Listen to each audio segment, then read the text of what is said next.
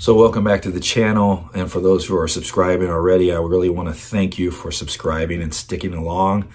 For those that are new to the channel, don't forget to hit that subscribe button. And my name is David Frederickson, a 51-year-old type 1 diabetic. I've done all kinds of different things over the years as far as training, nutrition, supplementation, and I'm here to actually share my experiences and my knowledge that I've learned over the years.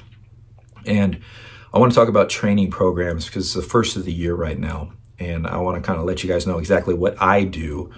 What I've been doing. I've been doing giant sets and trisets in the first initial training program in the first 8 months of the quarantine. Well, I just got a new pull-up bar, and I decided to change up my routine, and I'm going to get more intense in my training. And in this routine, I'm just doing straight giant sets. And for those that don't know what giant sets are, they are similar to a circuit. The only difference is it's 4 or more exercises placed back to back. The difference between a circuit and giant sets is giant sets are designed to help build more muscle, stimulate more muscle growth, because they're not timed. Circuits are timed. So you'll do exercises back to back for 20 seconds of one exercise, jump over to 20 seconds of another exercise, and do a round of that. You stop, you rest, and you do the round again.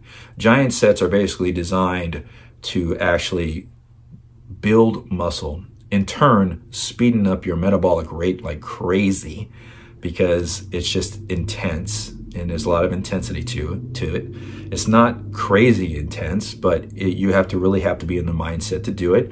But it is probably one of the best ways, especially if you're training at home or in the gym and you just want to get lean, build some muscle, and feel stronger. So energetic, all that stuff.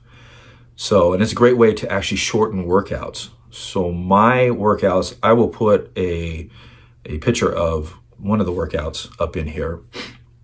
And what you'll notice is I still use my foundation exercises. So I don't know if you've seen that video. If you haven't, go check it out and I'll put a card up here somewhere. It's either here. Am I looking the right way? Or here? So go check that out. There's 3 foundation exercises before I went to quarantine that I decided to put together because I wasn't going to be doing pull-ups, and I just got a pull-up bar. So that's why I decided to change up my routine. And I've been doing giant sets and trisets with that, and I still do. As you can see, the first exercise is a slide out, and then the first round or first set. So you basically consider the group of exercises. I picked 4, and there is a reason for that. I'll tell you that afterwards.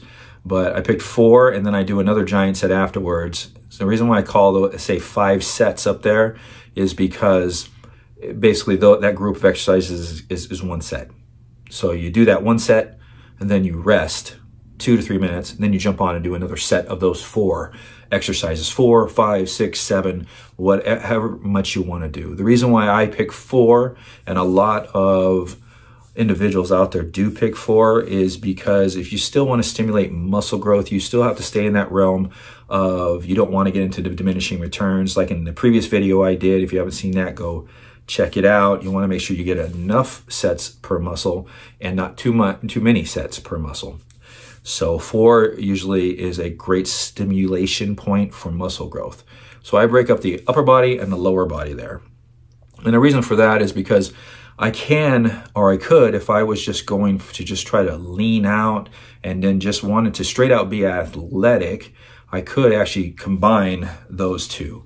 The only problem is I'm going for a certain volume, and the volume for hypertrophy or muscle gain per week, not per session, but per week, per muscle, is anywhere between 12 and 24. There is no set range. It all depends on your capabilities, pretty much. You could be somebody who's a beginner where you want to stay within the 12 sets per week, start there at least.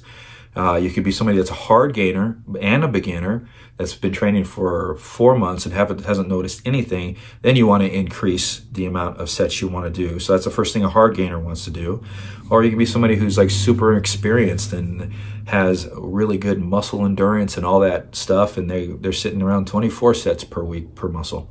So it's just remember the range is 12 to 24 for hypertrophy, and rep ranges are anywhere between. Now, I've been doing this a long time. There's going to be some people that will say something different, quoting some other bodybuilder or something. You know, it's cool. Leave your comments. But I've been doing this a long time. I've built muscle anywhere between 6 reps on up to 25 reps. So that's a good thing, and I wanted to share that with you guys out there. Trust me, it can be done.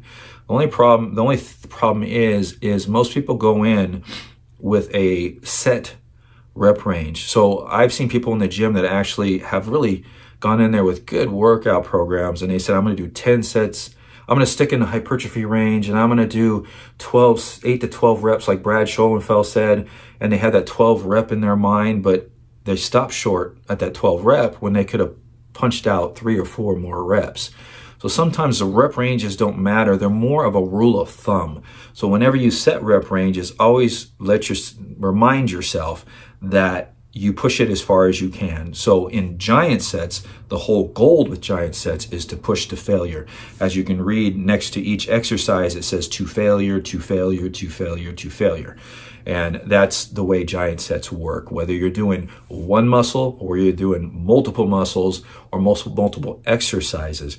So you could change this into an athletic exercise. So let's say you have access to a bench and a back pulling machine. You could actually do chest and back as far as the machine till failure, and then you can throw in some burpees and one other exercise in there that's more athletic driven, and it'll kick your butt, and you'll enjoy it at the same time if you enjoy that stuff. So I separated the exercises because I'm going for 20 sets volume per week. So like I said, it's 12 to 24 as far as volume per week. And if I was to take the second workout, which I have core and legs after every single workout, and I was going to do 5 sets of that, then it would put me way over in the set range for per week per muscle for legs and core. So that's why I stick with this type of a setup here for me. And I have 5 days of this. So I do chest and back, and then I believe I do bis and tris the next day. I just put this together, and then I do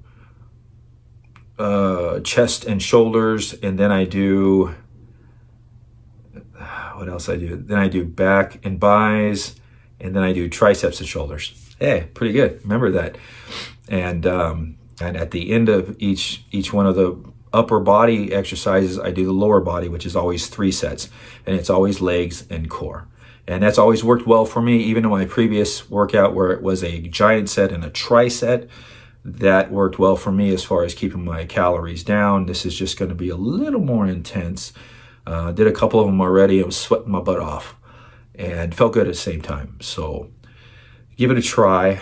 I hope I covered everything there for you. If not, I'm going to be back with more videos. Please leave your comments down below and say, Dave, what about this? Dave, what about that? Because it just gives me ideas to put another video in.